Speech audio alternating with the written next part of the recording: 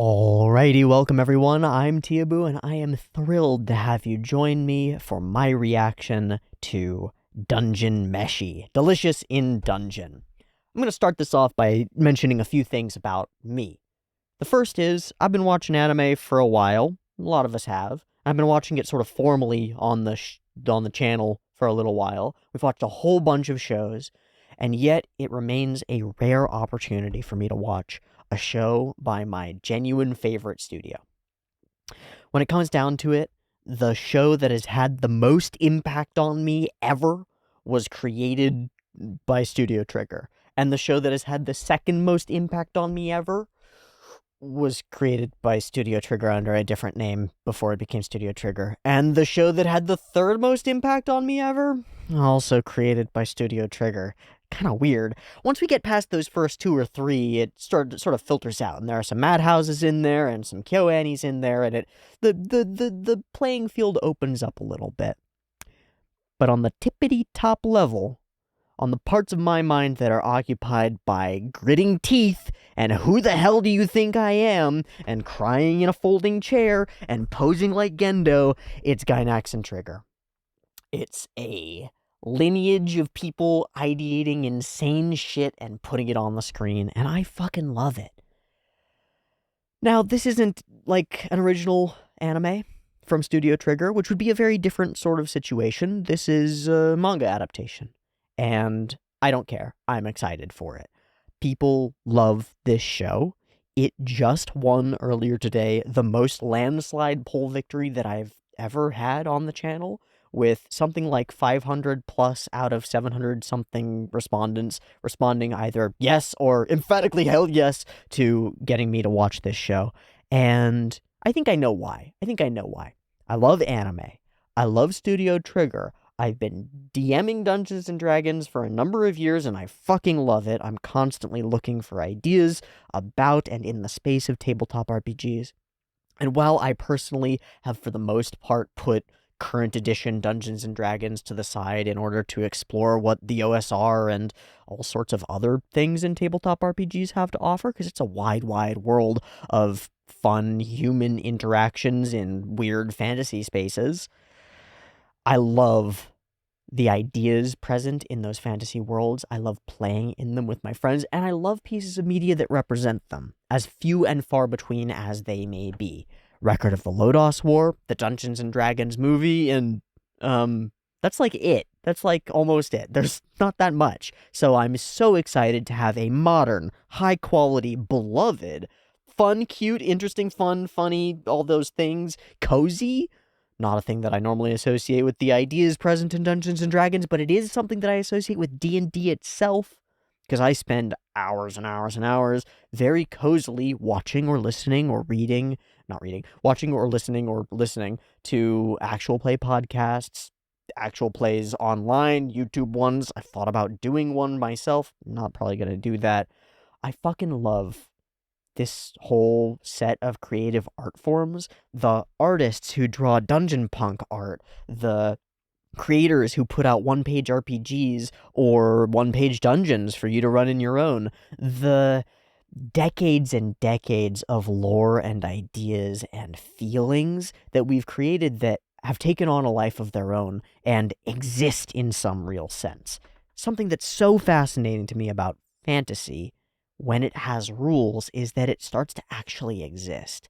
Fantasy, when you're just daydreaming in your own mind, is one thing, but once you start to put rules around it, you can share it with other people. You can enter into a space and understand that their actions have consequences, and yours do too, and suddenly there's deep meaning in what you do. I think that's one of the most potent, examples of what humans are actually capable of in our ability to simulate realities and make decisions and stuff. That fascinates me to no end, and I think has an immense amount of reflective value, where people coming in can put effort into this space, and once they realize that that effort actually shapes the space and shapes like a separate reality, it starts to have an impact back on you as you realize that you can explore aspects of yourself through your character and make choices that you wouldn't make in person, and have the opportunity to play them out in a place where there are real consequences, but it's still a game. And I love that shit. And I love that it creates a shared exploratory space where we all understand the archetypes, ideals, icons, and meanings, right? Like, I understand what fighters are, and I understand kind of what barbarians and wizards are, and magic kind of feels a certain way. And that classical Western fantasy land, which is where a lot of D&D places end up, and I assume where we're going to end up in Dungeon Meshi, ends up being a place that we can all kind of go and shift into and slip into and ideate about and argue about. You know, you can open most Discord servers, I think, and start an argument like, why do elves live so long? And people will have ideas. They'll have actual thoughts about this fantasy stuff that doesn't exist because it's shared fantasy with shared sets of rules. I think that's fantastic. So then we turn the power of animation to it, a powerful animation studio. And I was thinking about this in terms of Trigger's last big show that I watched, Cyberpunk Edgerunners, where Trigger is hired as a studio to bring this RPG world to life, to give it a visual landscape. And it's really interesting because with 2077 and other video games, Cyberpunk as an RPG has some visual language to it already. But Trigger takes it to another place, and in my mind, cyberpunk cities are inexplicably or inescapably tied to the ideas of Cyberpunk Edgerunners. And I think that's the power of adding a layer to a set of ideas. There's this huge amorphous amalgam of ideas that is Dungeons and Dragons, or Dungeons in general, or Fantasyland, or whatever it is, right? And if you get in the position to create a piece of animation about that, you get to shape what that feels and looks like. That's incredible. I think that the author of Dungeon Meshi has had an incredible power to shape what dungeons feel like moving forward in the future, and I want to be clued in to that vision of what dungeons look like. And I want to see what the incredibly creative staff of my favorite animation studio does when they turn their attention to that space that I value so much. I expect that there might be some friction, maybe, because I have so many coherent ideas of what those landscapes look like and feel like, right? Like, if any of those things are off, there's a risk that it will turn me off because it's not what I expect. But I think that probably won't be too much of an issue, and I think it'll end up being more exciting to see new or novel takes on otherwise expected or maybe even boring parts of the D&D landscape. I don't know how, like, licensed this is. Like, did they have... if they use a beholder or an eye tyrant, are they going to get shit-fuck sued by Hasbro? Are they allowed to do that stuff? Is this Dungeons and Dragons as such, or is this Fantasyland place thing? I don't know. But I'm really excited to find out, and I'm really excited for you to join me for this reaction. So let's talk a little bit about the reaction. Oh, wait, food. Holy shit, food. I cook. I, love cooking. I want to learn to be a better cook. I started the way that most people start. You start cooking for yourself, and then suddenly I found some other people around me who need food.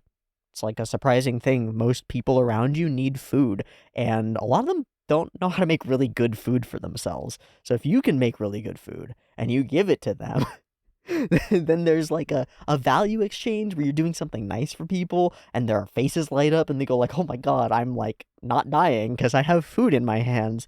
And then, you know, you sort of graduate from here is plain rice and you can eat this to like, these are delicious cookies and I would love it if you tried these and if they brought you some joy. So I've got a couple of like recipes in the back of my head and ideas and stuff, including, I think the first of them would be a cookie recipe that I've been making pretty much every 3 or 4 days for the last 3 months. I've been staying at my partner's house for the last couple of months for a number of reasons, including a little puppy who needed to be spayed and who's in recovery right now and all sorts of other things. But I've been staying over here and consistently making cookies as like an endeavor. I'm trying to make the best cookie I fucking can. So I've got this like salted butter brickle toffee chocolate chip caramel cookie thing that's like, it's really fucking dope, and I'd love to share that if people are interested in it. Yeah. all this to say, I love D&D, I love cooking, and I love anime. And this is an anime about cooking in a D&D world. I think that's why it won in a landslide on the poll, is because people kind of get that I'm going to like this. And I kind of get that I'm going to like this. So let's go ahead and watch this and enjoy it. And we'll just keep doing that until it's over. So, I've gone and downloaded the MTBB version of episode 1 of Dungeon Meshi. If I should be using a different version that's not the high-quality Blu-ray rip, let me know, but I think this is probably the version that I should be using. This will be a timer-based reaction. There will be a timer down at the bottom. It'll go boop, boop, boop, beep at the start of the episode. And on the beep and the green light, like a race car, is when I push the button on my side in my recording. So if you push your button of your version of the episode at the same time, it'll sync up like exactly. I'm also going to work on some tools to make syncing stuff work better in the future, but I don't really have a handle on that at the moment, and it's too much. So, timer-based version, picture-in-picture versions with the video actually up there will be linked in the description, and early access by at least 1 week will be continuously available on the Patreon linked in the description for $1 or more. If you want to throw me more dollars, that's awesome. It keeps me alive, very literally, lets me buy the flour and the sugar and the butter that I need in order to make the chocolate chip cookies that are delicious, that I survive off of. So if you would love like early access to this show or any of the other shows that I make, or the ability to vote in future polls to determine what shows we watch in the future, or you simply want to support the channel and an independent creator who, like, I do all of the editing, all of the thumbnails, all of the audio processing, all of everything for this channel myself. I don't use AI for any of it. I'm going to begin to say that, I suppose. I don't use AI for any of it. And I don't put ads on any of it because I want you to have an ad-free viewing experience, and I want this to be accessible so that we can share space and enjoy things together without being constantly interrupted to try to sell you stuff. So this is my one interruption to, like, sell you something, and the thing that I'm selling you is the ability to help me stay alive so that I can make more videos for you. It's a weird thing that I do, where I make these videos and I make them free, and then I post them a little bit early on Patreon, and then I hope that that's enough that people will want to keep me alive because the videos are of value to them. That's my whole proposition, is I'll make nice things for you and hopefully I don't die. And so far it's worked out. So let's keep it working out. And if you want to help it keep working out, you can head to the Patreon and get that going. Let's get into episode 1 of Dungeon Meshi. MTBB's version, episode 1, up and ready to go. Holy crap-a-moly. This is exciting. And kind of spooky because it's like, I don't know, it's been on my radar for so long. It's such a cool show that so many people care about, and I'm worried I'm gonna fuck it up somehow. I don't think I can fuck it up. I probably could. I could find a way. Let's watch episode 1 of Dungeon Meshi. There'll be 2 versions of this reaction video, picture-in-picture in the description, timer on YouTube, beep beep timer to count you down with early access on the Patreon, beep beep timer to count you down. Let's go!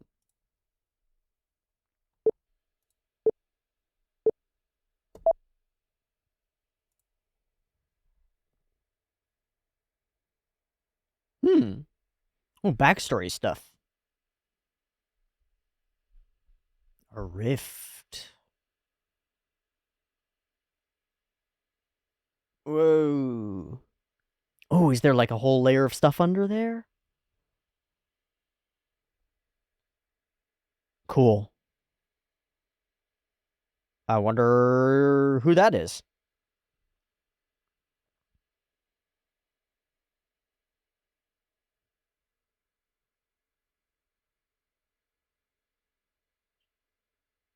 I love the sketchy intro style. Not the first time I've seen it. Won't be the last. Love it. Is that a created font? Didn't look like Japanese. Hello, dragon.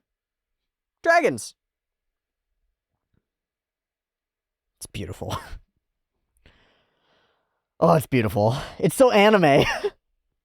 Ixo!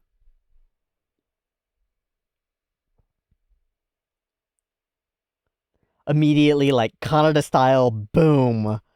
Trigger style, boom. Ah. He's kind of blank.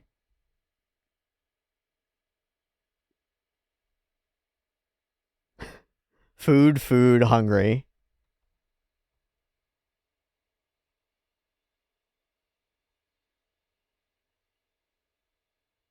Or you might not defeat him.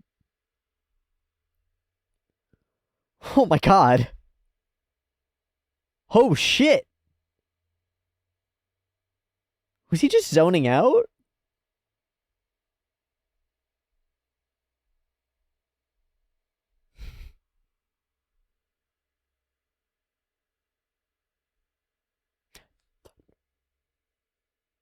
Damn, dark. Not how I expected this to start. Hungry. That is how I expected this to start. Hello, hungry boy. You've been saved.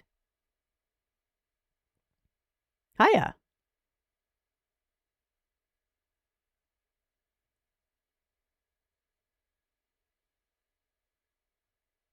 There's this comic with like a redheaded elf that's like really silly.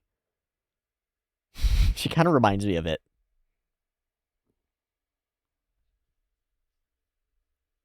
Whole party's fucking dead.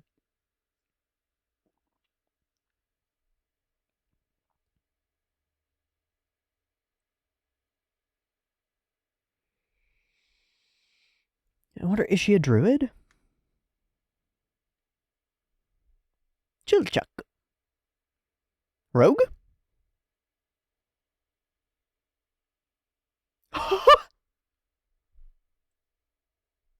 We're all alone. That makes sense.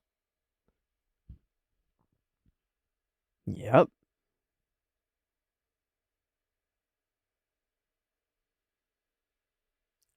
And then you're gonna get killed because you don't have good armor.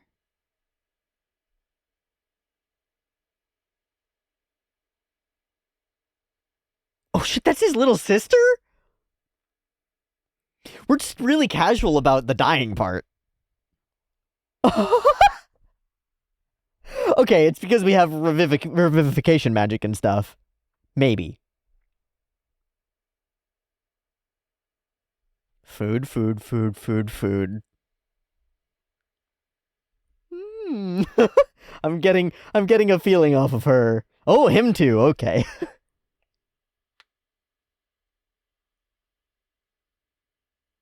I love Xiaolongbao.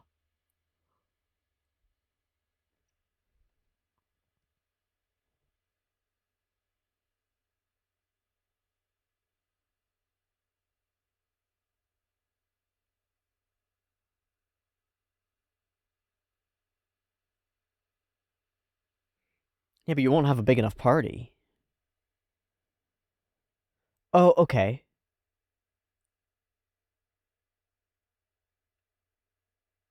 Okay, so he's choosing to be hero and go rescue that whole party. That's pretty cool. It's not gonna happen. We're all going. Yeah. Okay. It's so cool how we've set that up so quickly.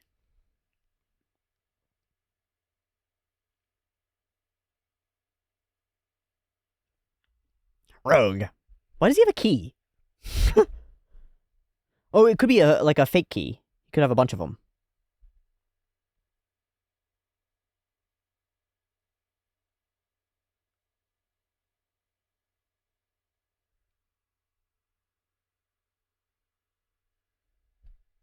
We're gonna be eating monsters.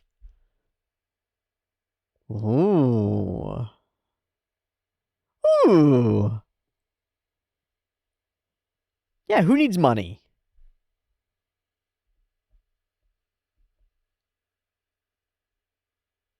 Hi.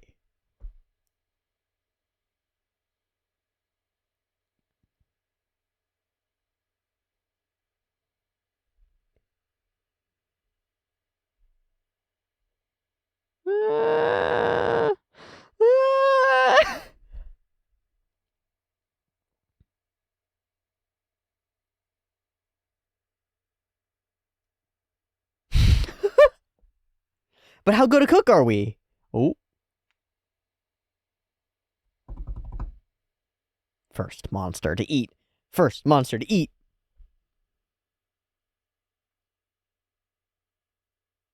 Oh, shit. Oh, yummy. That looks edible.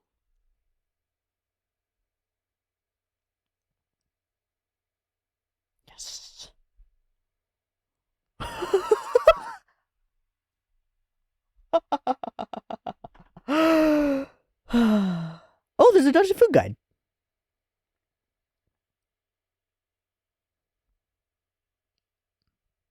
It's a portobello. Where did he get this book? Yeah, some scallions or something.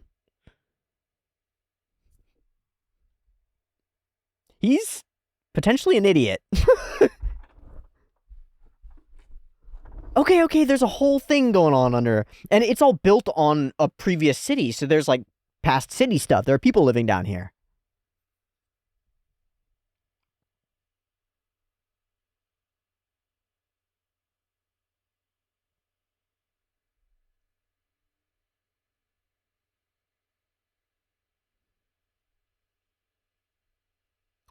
Is that a thing that exists? A world of monsters?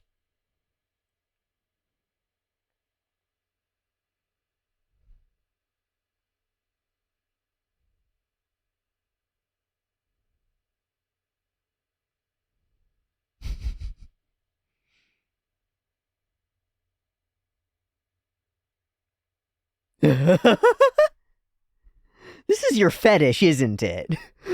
He blushes. It might be an excuse, but it doesn't mean it's only an excuse. Oh.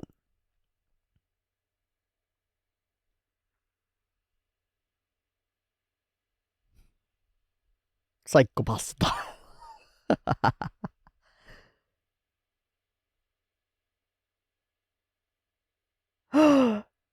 Will we get others interested too?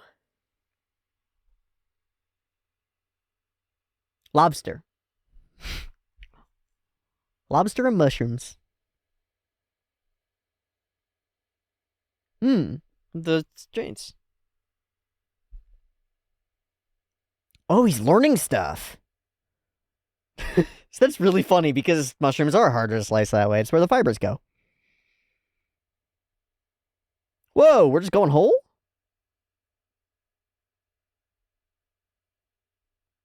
It gives a nice flavor.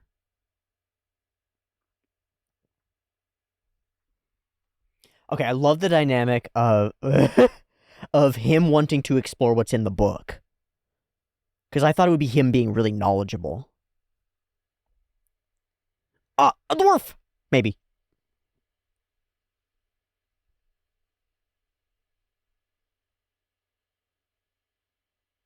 Like a lobster.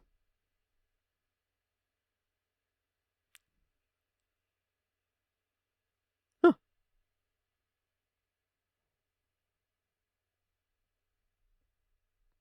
Just like shrimp or lobster. It looks really, really quite similar. Ooh. Yeah, the poop chute. You want the poop chute out. Alright, we need this guy. You're coming with us.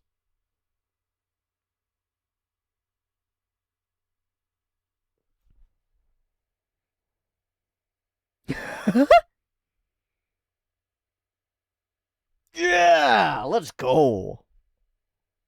Who are you? Spices, seasoning, salt.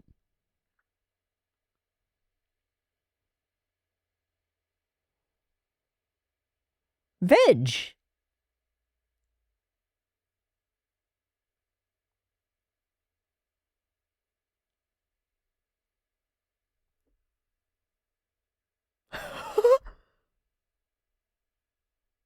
Huh?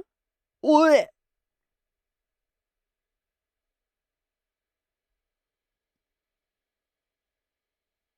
Oh, shit.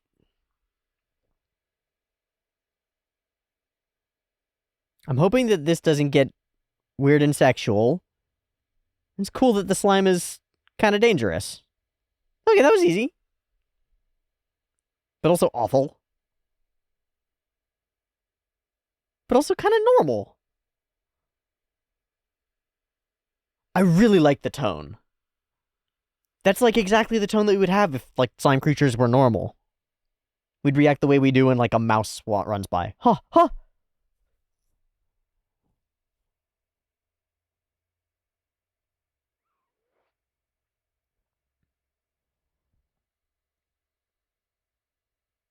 Huh.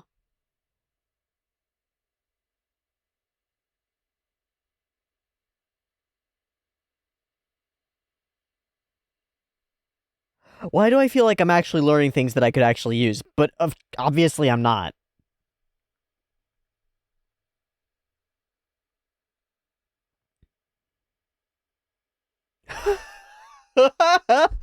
Who are you, man? You can have dried slime whenever you want.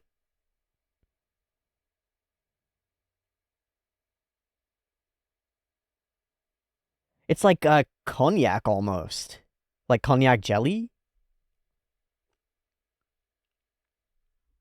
You have? Yeah, the little slices too.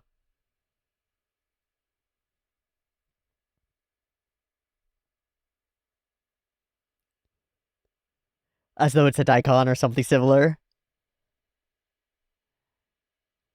This fucking guy.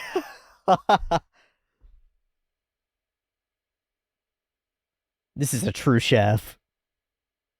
Ha. That's beautiful. So shiny. Maximum anime foodification.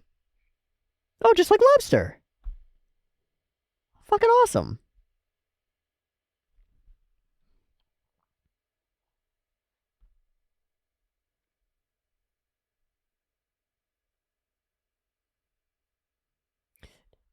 So I'm feeling like this is the climax stakes. This is where we want to be.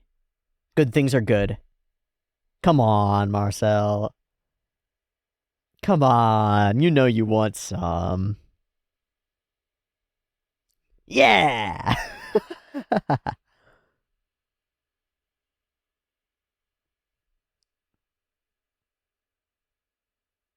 Udon.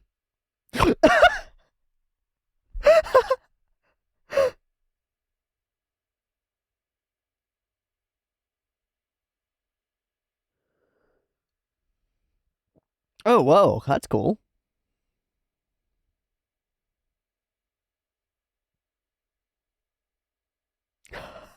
What? It's like it's full of opportunity. All this opportunity in the unknown. Hi, Senshi. Okay.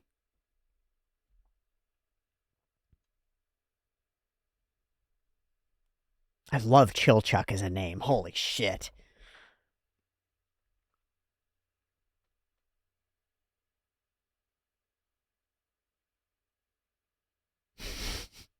Seems like a fool's errand, right?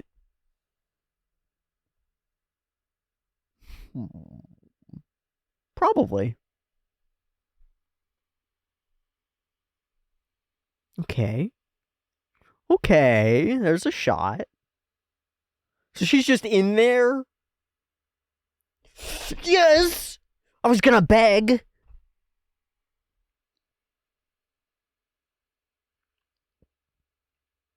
Oh my god, if we have a Death of the Mentor around Senshi, I'm done. I might not be able to watch the show after that.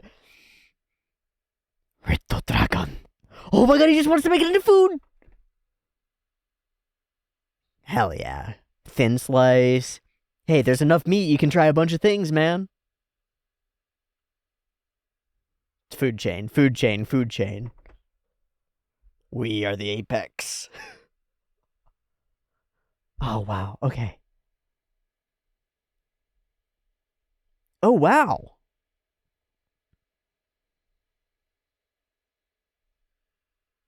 Very Undermountain feeling. Yeah. Strange stuff where there are atmospheres and sunlight and stuff.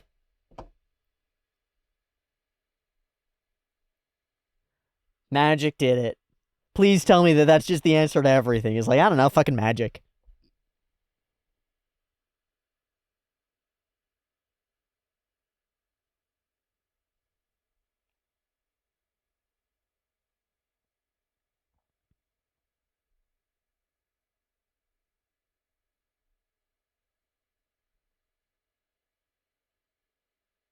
Super. Hmm. What did we find in the forests? Maybe some fruit? Sweets. I don't actually know, but maybe sweets. Yeah. Everything. Yeah, but ask for what you want. Gotta think bigger. Gotta think bigger.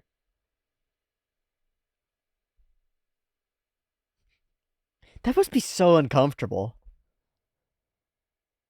Hmm. Hmm.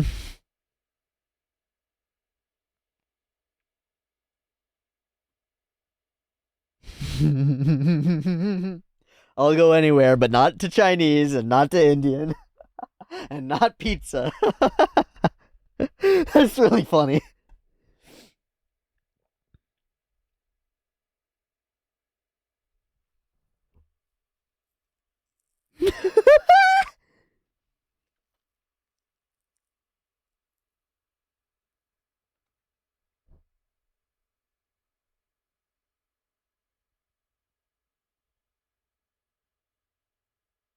I'm so glad this isn't trying to be free Ren.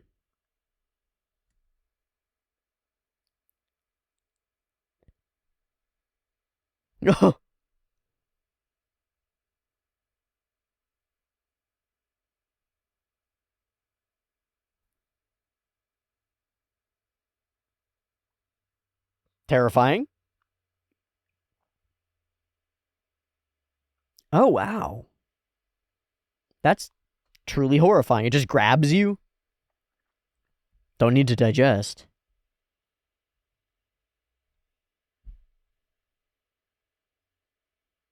I get it, though. It feels weird.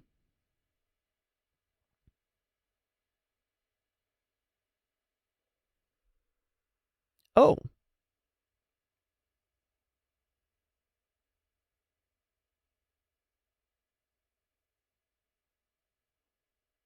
Hmm. A fight versus the plants. She's a druid, right?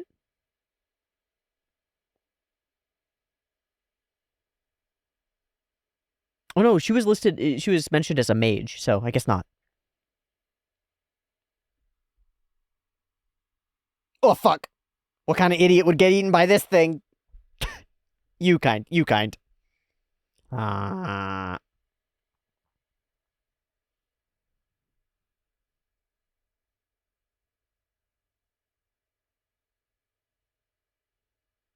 I'm really surprised by. Oh!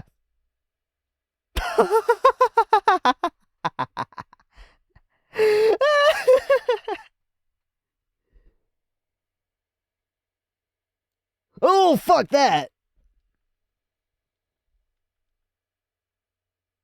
Oh, I didn't notice that his sword had wings on it before.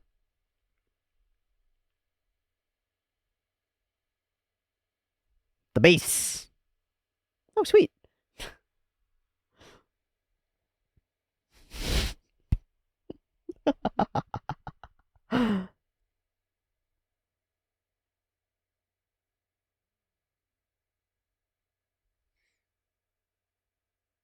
How does it feel?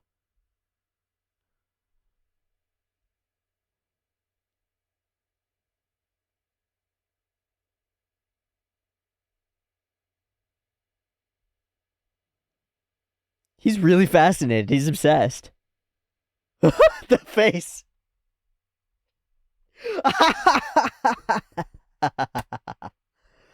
Oh, we got such a wonderful dynamic between the characters. Yeah, I can see how we'd watch 24 episodes of this, no problem. Beautiful food, gorgeous landscapes, fun feeling, and this sense of of texture, of sense to everything. Just like a bell pepper. Oh, weird. That's a cool idea.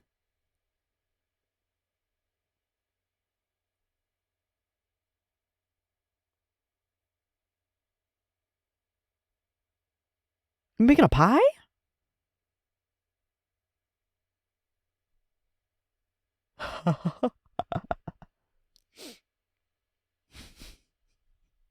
No evil fruits. Yummy. Little sprinkle. Whoa! Fuck yeah.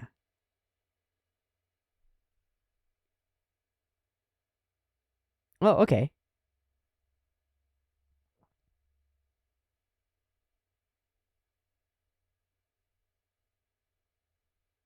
Hmm.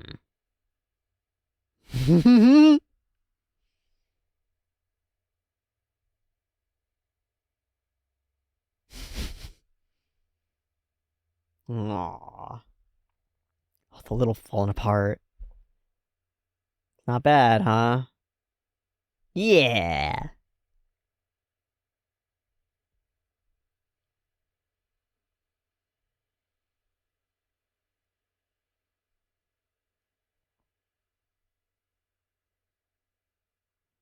But that might spread them. Oh, okay.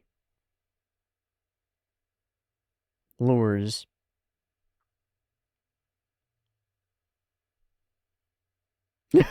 Caught. Caught in 4K. Caught. Seen. No, I'm not interested, I promise. Absolutely caught you.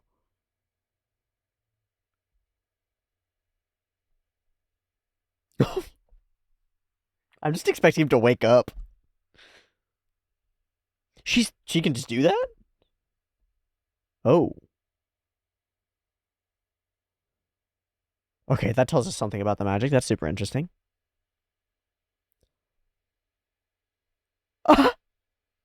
Yeah, this doesn't seem right.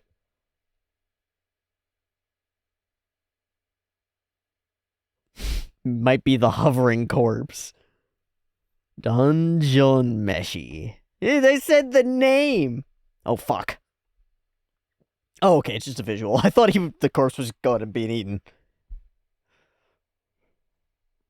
Oh, Dungeon Meshi. Do we get an OP? Is this the OP or is this the ED? I don't know.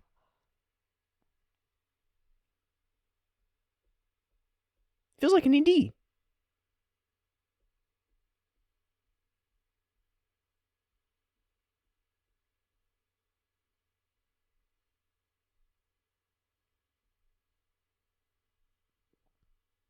Ooh. Some teaser characters. Awesome.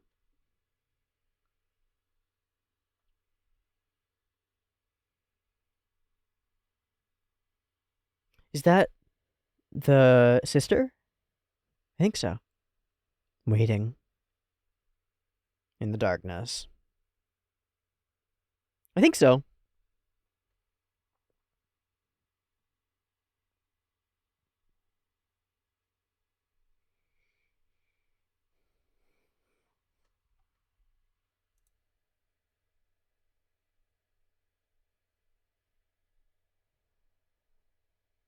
Setting up some characters here.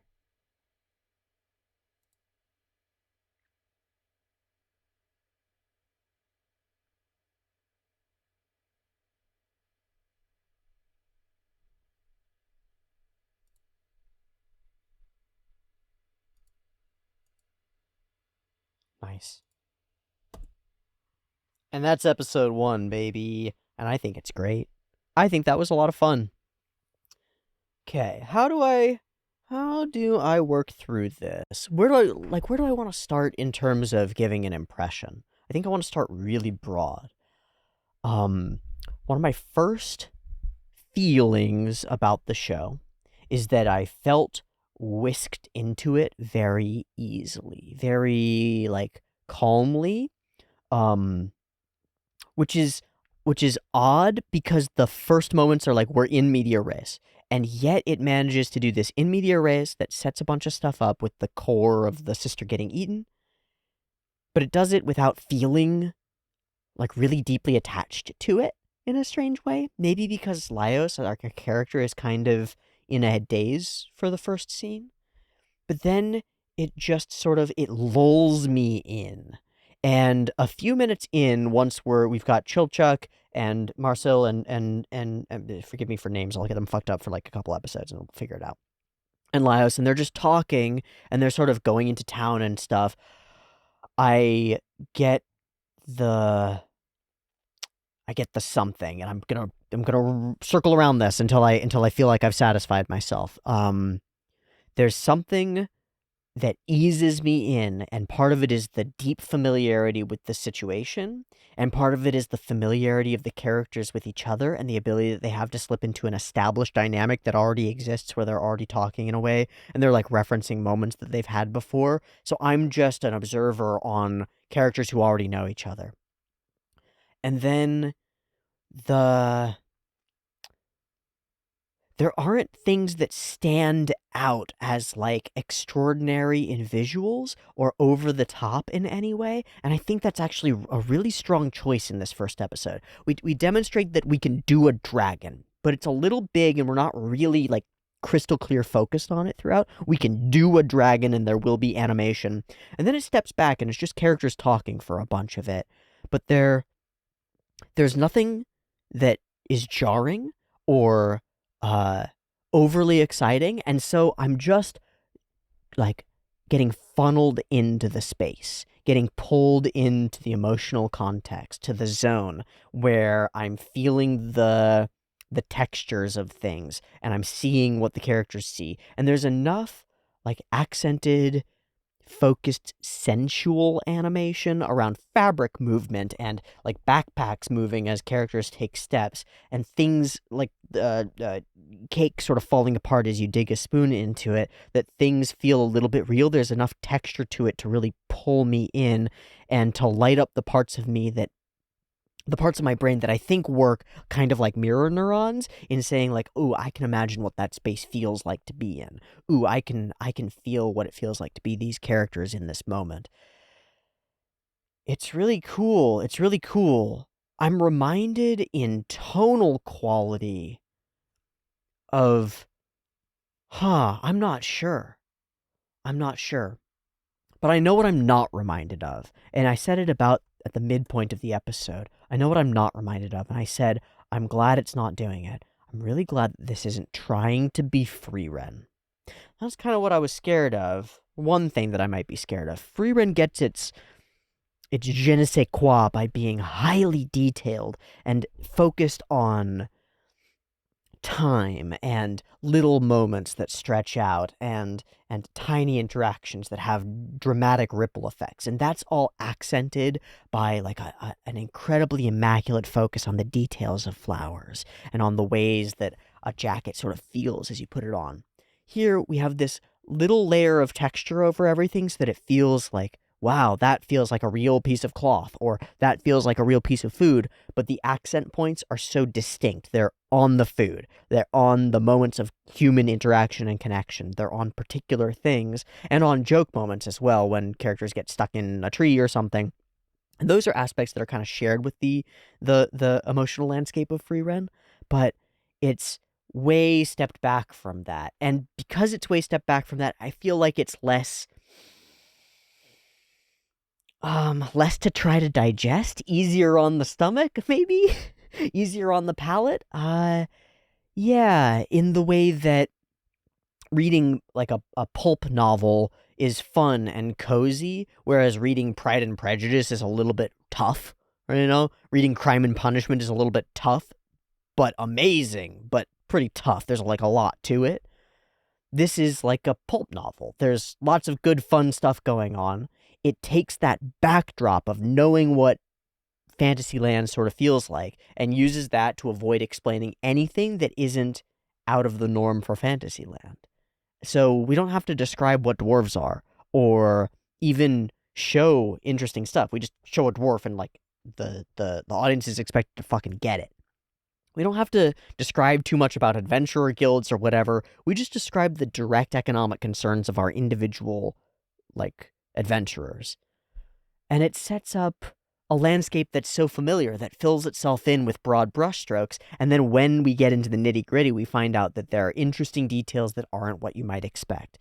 That's kind of the layer process that I think we've got, is like, here are these moderately unique at this point characters that are familiar enough for you to understand. Here's a mage, here's a rogue, here's a fighter guy, great. They're in a landscape that's familiar, so you can fill it out. and understand what's going on there. But when they come up against the actual individual aspects, there's unique stuff going on and interesting interpretations of stuff that you might expect. Man-eating plants? Yes, but also they have delicious fruit to lure you in. And we're going to focus by making the focus of our show not just fighting and killing monsters, but eating them and making it kind of a strange obsession. We come along and there's this whole layer of intrigue to everything. Everything has a little bit more life and a little bit more depth to it. I think that's the way that it feels to play in a game of D&D with a really good DM, is that even if you know on paper in the monster manual what every monster is and what their stats are and stuff, you're fighting that DM's monsters. You're engaging with their dungeons and their magic works a little bit differently. And there's a huge amount of wonder that comes out of that. Because you're like, oh, I know what a goblin is, and then the goblins act different from you the way that you expect, and now you don't know how anything works. And that's a little bit how this feels. It's still consistent enough that all of the things that I think I know about D&D probably still mostly apply, but there's enough of a wrinkle that there's intrigue in everything.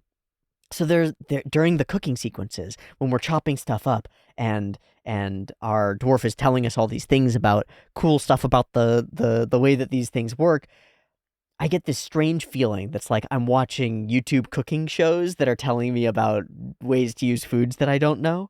And the part of my brain that lights up there that's like, ooh, I could use this and use this in my recipes is lighting up here. And then it hits a weird wall when it realizes, oh, wait, but slimes don't exist, right? Like, oh, I could totally dry slimes and that would be just like drying fruit or drying cognac or whatever it is.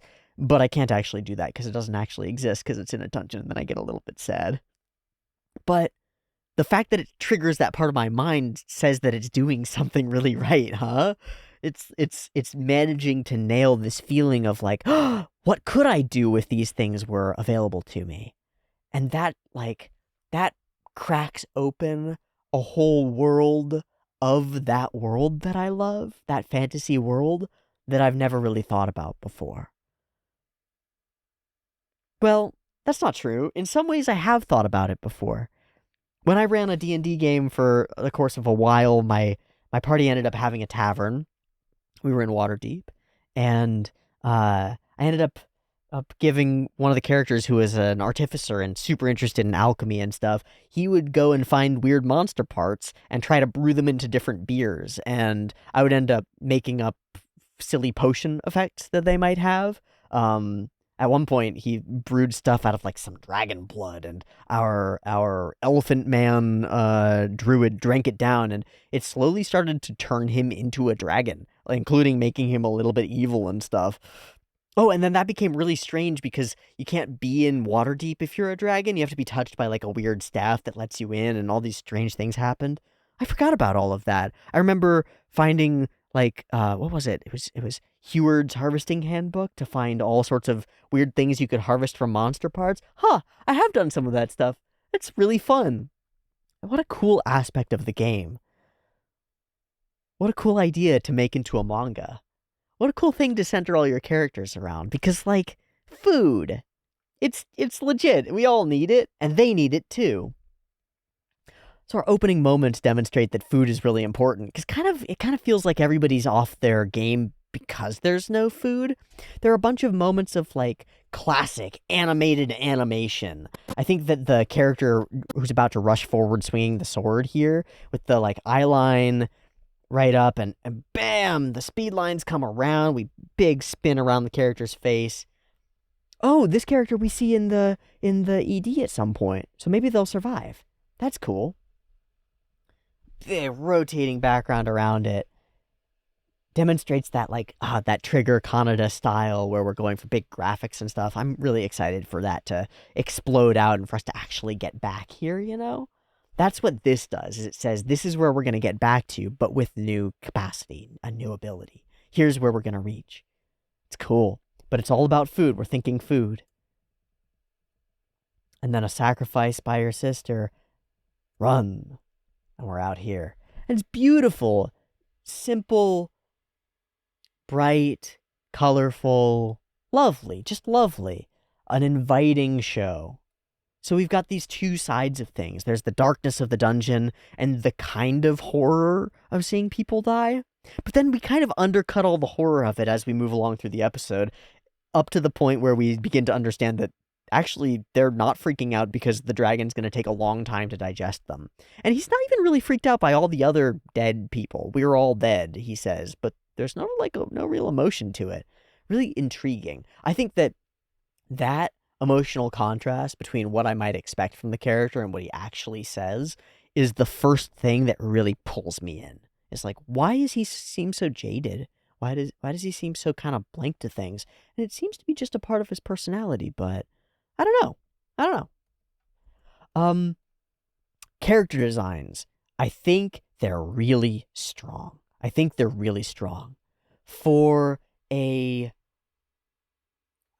put her as moderately powerful and a little bit less than, but kind of sheepish, and then sometimes really confident, and then sometimes really silly, and can get caught in a trap and be really silly and foolish about it, but they can also do a cool magic spell and be really cool and awesome about it. This character bridges so many of those gaps. The little bow, it isn't quite an ahoge, but it gives the feeling of the potential for silliness. But then the braids and the elfishness, but they're not like sharp, noble elf ears. They're kind of goofy. She's a little goofy. And that's why I mentioned that I'm going to go find the comic so that I can pull up a picture of it. There's this comic that gets posted all over with like a redheaded elf. Merivius. Is that it? Yeah, it is. It's called Elf Comic. And here's an image. There we go. Okay.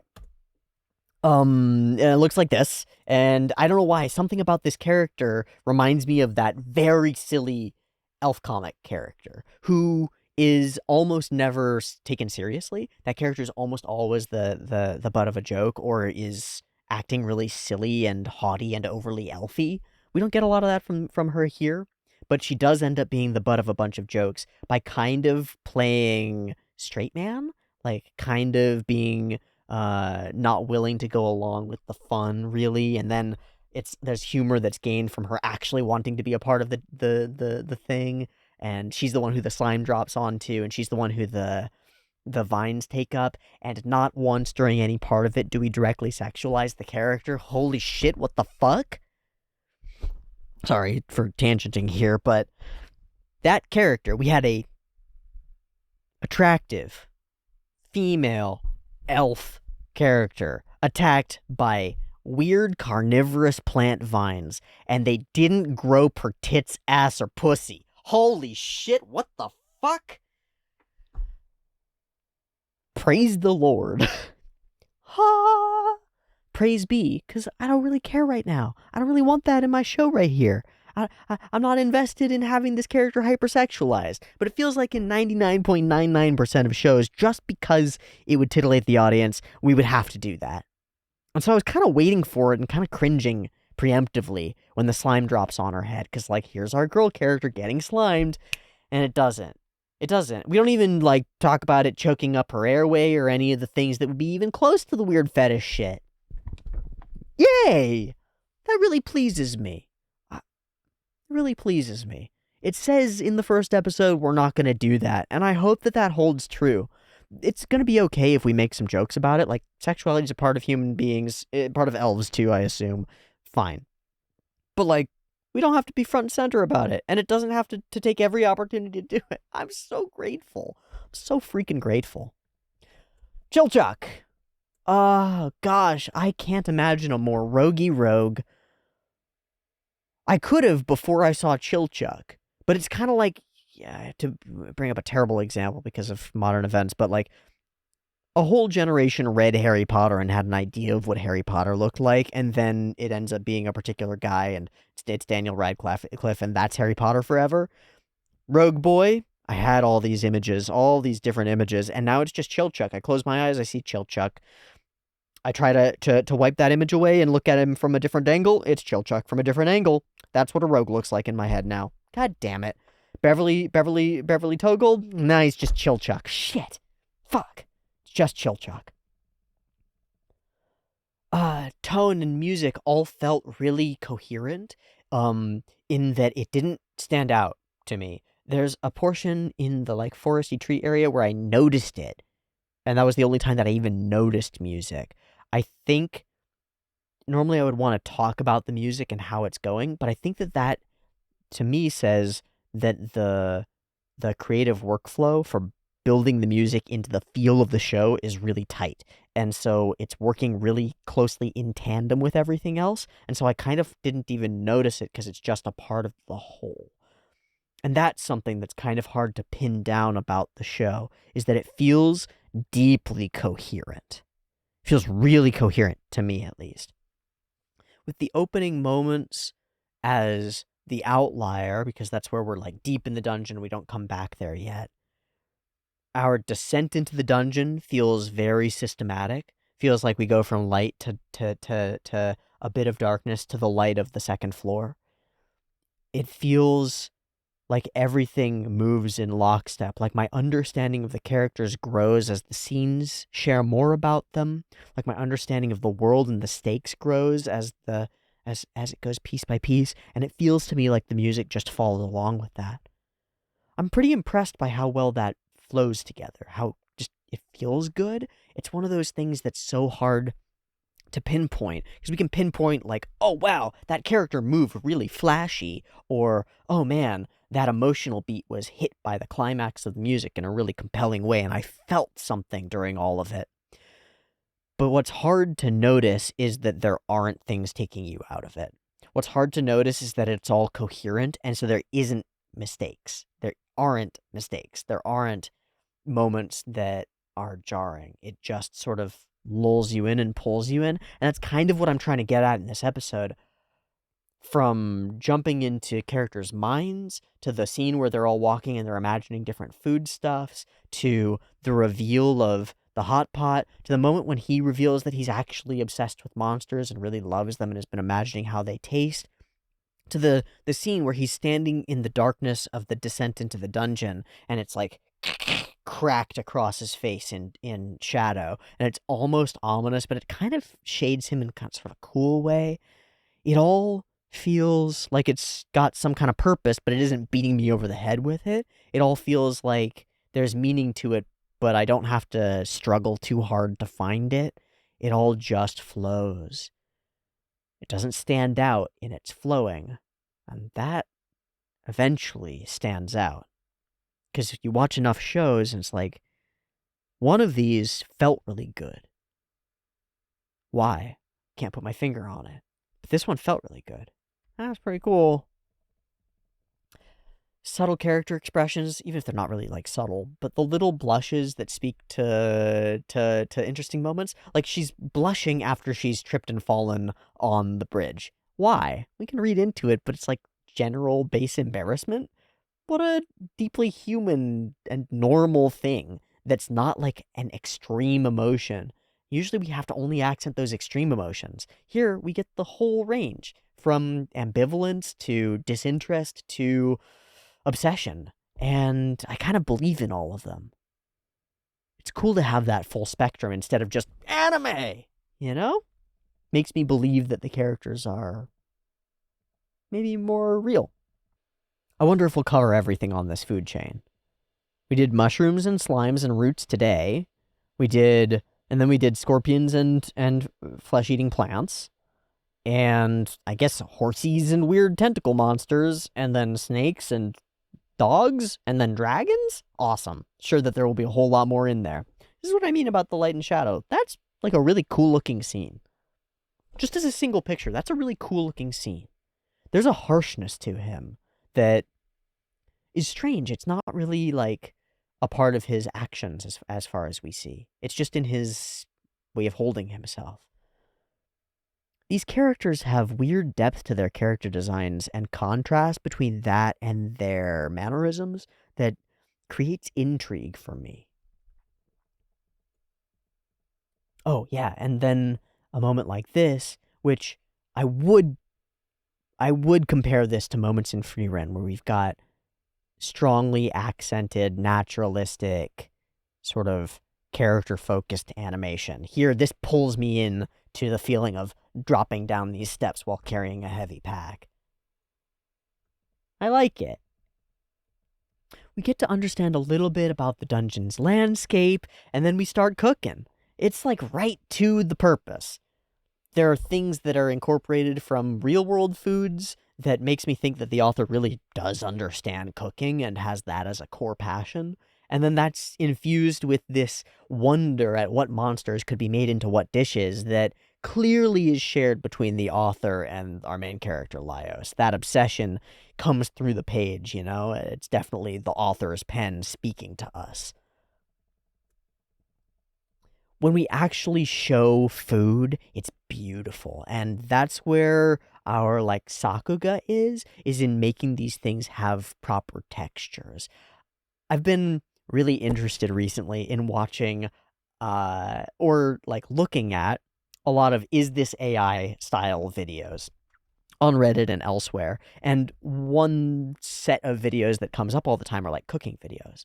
And I like looking at cooking videos. I made the Kitchen Confidential Chives video like a little bit ago. I like watching cooking videos because I'm learning to cook and stuff. And I like cooking. So these intrigue me sometimes. But you'll get a video side by side of somebody cutting steaks, right, off of a roast, and then an AI of somebody cutting steaks off of a roast. It's like, which one's AI? Oh. And then you get all the people discussing in the comments, like, what parts of it don't look right? Like, that's not the right texture for those things. And all of these subtle textural things, like the way that certain objects stick to your knife, or whether they produce juice that flows out or it stays in, or whether that juice bleeds out of them in little like micro droplets or all sort of flows out as one. And those little things are what people are pointing toward to determine whether a shot is AI or not. So much of that gets captured by something that's not real, that's two-dimensional, that's all about demonstrating texture, and that's focused in lots of ways on those little elements to bring reality and verisimilitude and truthiness and a sense of feeling, of motor neurons, of mirroring, of feeling that flesh under you and chopping through it with a knife, or the peeling of a root. And if you've cooked enough, those have direct like links to things that I've actually done with an actual knife peeling things. And suddenly it's a multi-sensory experience that I'm having. And I'm not just watching a show, I'm smelling and tasting and feeling things crunch under a knife and shredding things and working things into a paste and stirring and feeling steam bubble up out of something, or taking the pot off of something and having steam whoosh out from it. And that's a multi-sensory experience. It's much more engaging and much more interesting. And the fact that we're able to do that with two streams of information, visual and audio, and yet it captures my whole being in some way is really fascinating. One of the things that I love most about anime. So we do it, and crunch, crunch. Ah. A whole show that's kind of about that, I think. It gets all this other stuff, it's in dungeons, and all that's fucking cool, but I'm down to watch a whole show that's kind of about sharing texture through visual and audio. Sharing a more sensory experience through a lesser. Something really interesting about that to me. Slime! What horrible goop. But then it's really useful to know all these things about these monsters, too. It's not just for food, it's useful. It's a level of understanding of the ecology and biology around you that makes you powerful. Makes you more capable of defeating them, of understanding them, of working with them, maybe? I don't know. But that level of knowledge is of great value, and so it's awesome that he's going to be coming along with us. So cool. Freaking the farms drying slimes, chopping into little things. I love it. I love it. So we make delicious hot pot and we all share it together, and it's fucking awesome. It's oishi. I was thinking and hoping that everybody would sort of come together because that's very anime, like all the people notice. But no, maybe one day. Maybe one day we'll bring others in. Maybe we'll be able to make money off of monster cooking or something. I don't know. It feels like a reasonable pursuit, you know? You might not make all that much money being a gold prospector, but you could sell shovels, and everybody who comes in there needs food. Maybe you could go a couple layers of the dungeon down and open your own bar or tavern or something. That would be pretty cool. A companion got eaten. I love that there are multiple reasons for going after the dragon. Like, of course, we're going after the dragon to save our sister, but also it would be really interesting to find out what it tastes like. Oh, it's so fun. It's so fun. I believe in the characters' motives, and I believe in the characters themselves. They seem cool. I don't think there's a lot of stakes around them dying. I think we set that up in the very beginning. It's like, ooh, oh no, most of our party's dead to a dragon. Let's just go get them back.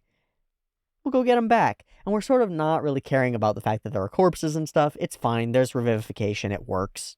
Okay. There is a chance that it doesn't work. And the way that they talk about it is as though maybe if it doesn't work, you don't get another chance. That's a little spooky. I wonder if, at any point during this, well, two things. Will we kill this mentor? I'm going to be really sad if we kill this mentor. Second thing, does this ever become, like, really serious and high stakes? Even for an episode, I think that would be really cool. Because at present, I don't feel like there are stakes. And it would be awesome in a show where I don't think there are stakes for there to suddenly be stakes. It'd be really cool. Shabu shabu. I love these little diagrams, and I wanted to take a look at it when we saw it. This crazy, enormous diagram of this giant castle that's located deep underground, which is what we're actually exploring as we're going deep into the dungeon. So there's this forested layer. It's all growing out of the spire of the castle, and then reaching up toward the surface. That first layer of just catacombs and dungeons and stuff. And then down below it, there are the towers and spires, and then water. A bunch of waterfalls from the cavern, and an enormous, like, waterlogged castle. That's cool. So that's where we're going, and I'm thinking that's where the jellyfish thing is, and maybe the weird horse. Awesome. And then deeper and deeper and deeper we'll go. All through places that our characters have been before. So, like, they mentioned that they hung out in a hole in a tree at one point. There's familiar territory here, which is really cool.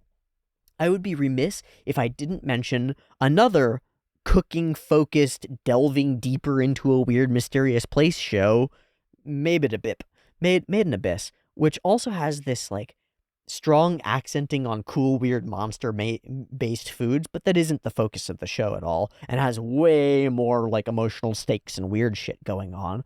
But with the diagrams that pull out, and the descending down deeper, and then the moments where we dive in and we're on these emotional connection and sitting around making food together, there's a feel of Made in Abyss here, and I like it. It's some of the things that I liked most about Made in Abyss, without a lot of the things that I didn't like about Made in Abyss, which I also like. I do like the horror and the monstrousness, and I like that stuff too, just in a different context. It's nice to have a show without those things, that just does the sort of cute and fun parts that are that, without the, Yeah. I really like the feeling that we get here. I don't know how to describe it, but we have this moment where we have all our characters and we're sort of zoomed in, maybe too far, even, like we're too close. And then we pull out and we're way far out, and it's like the big landscape around them and the little towers and stuff.